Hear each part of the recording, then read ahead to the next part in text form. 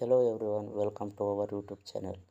Students, ನಾನು ನಿಮಗೆ ಇವತ್ತು ಈ ವಿಡಿಯೋದಲ್ಲಿ PGCET ಎಕ್ಸಾಮ್ಗೆ ಸಿಲೆಬಸ್ ಯಾವ ಥರ ಡೌನ್ಲೋಡ್ ಮಾಡ್ಕೊಳ್ಳೋದು ಅಂತ ಹೇಳ್ಕೊಡ್ತೀನಿ. ಬನ್ನಿ. ಫಸ್ಟ್ ನೀವು ನಿಮ್ಮ ಮೊಬೈಲಲ್ಲಿ ಕ್ರೋಮ್ ಅಪ್ಲಿಕೇಶನ್ನ ಓಪನ್ ಮಾಡಬೇಕು. ಓಪನ್ ಮಾಡಿದ ತಕ್ಷಣ ನೀವು ನಿಮ್ಮ ಕ್ರೋಮ್ ಸರ್ಚ್ ಬಾರಲ್ಲಿ KEA ಅಂತ ಸರ್ಚ್ ಮಾಡಿ. KEA.kar.in ಅಂತ ಬರುತ್ತಲ್ಲ, ಅದ್ರ ಮೇಲೆ ಕ್ಲಿಕ್ ಮಾಡಿ. ಕ್ಲಿಕ್ ಮಾಡಿದ್ಮೇಲೆ ಈ ಥರ ಹೋಮ್ ಪೇಜ್ ಓಪನ್ ಆಗುತ್ತೆ. ಇದು KEA ಹೋಮ್ ಅಂತಿದೆಯಲ್ಲ, ಅದ್ರ ಮೇಲೆ ಕ್ಲಿಕ್ ಮಾಡಿ. ಕ್ಲಿಕ್ ಮಾಡಿದ ತಕ್ಷಣ ನಿಮಗೆ ಈ ಥರ ಓಪನ್ ಆಗುತ್ತೆ. ಇಲ್ಲಿ 3 ಡಾಟ್ಸ್ ಕಾಣಿಸ್ತಿದೆಯಲ್ಲ, ಅದ್ರ ಮೇಲೆ ಕ್ಲಿಕ್ ಮಾಡಿ. ಕ್ಲಿಕ್ ಮಾಡಿದ ತಕ್ಷಣ ಇಲ್ಲಿ ಪ್ರವೇಶ ಅಂತಿದೆಯಲ್ಲ, ಅದ್ರ ಮೇಲೆ ಕ್ಲಿಕ್ ಮಾಡಿ.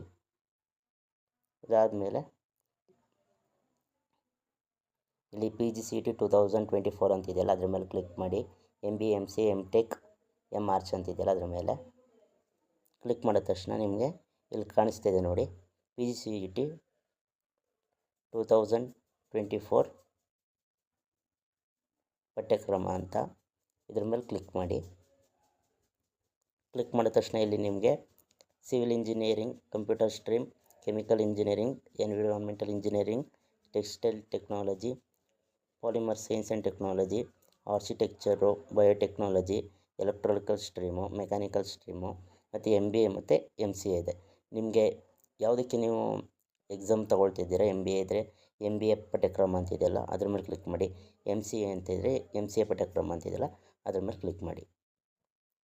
ಇವಾಗ ನಾನು MBA ಮೇಲೆ ಕ್ಲಿಕ್ ಮಾಡ್ತಾಯಿದ್ದೀನಿ. ಈ ಥರ ಕ್ಲಿಕ್ ಮಾಡಿದ ತಕ್ಷಣ ನಾನು ಆಲ್ರೆಡಿ ಡೌನ್ಲೋಡ್ ಮಾಡಿದ್ದೀನಿ.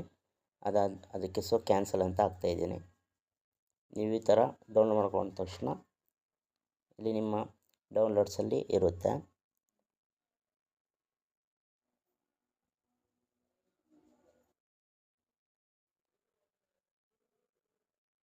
ಈ ಥರ ಕ್ಲಿಕ್ ಮಾಡಿದ್ರೆ ನೀವು PDF ಫಾರ್ಮಲ್ಲಿ ನೋಡ್ಕೋಬೋದು.